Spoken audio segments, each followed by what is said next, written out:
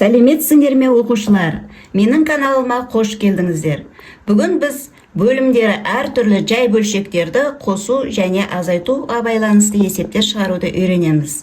Олай болса бізге 12-ден 5 қосылған 15-тен 7 деген екі жай бөлшек берілген. Осы екі жай бөлшекті қосу үшін біз алдымен бөлшектің бөліміне қараймыз. 12 және 15. Бұл екеуі екі түрлі сан.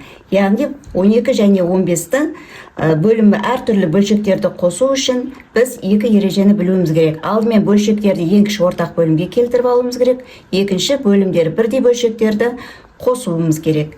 12 және 15 санның ең кіші ортақ бөлімі ол 60. Себебі 60 деген сан 12-ге бөлінеді. Бөлетін болсақ, ол толықтауыш көбейткіш бізде мына жерге жазамыз.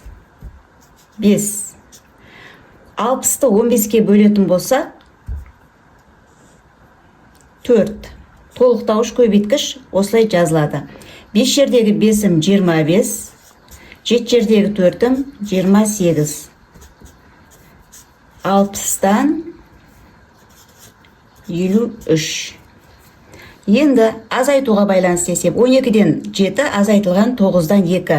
Бөлшектің бөлімдері әртүрлі, яғни біз ең кіші ортақ бөлімге келтіріп аламыз. 12 және 9 сандардың ең кіші ортақ бөлімі 36. 36-ны 12-ге бөлетін болсақ, 3-тен тиеді. 36-ны 9-ға бөлетін болсақ, 4-тен тиеді. Толықтауыш көбейткіш 7 жердегі 3-ім 21, 2 жердегі 4-ім 8, екеуін азайтамыз.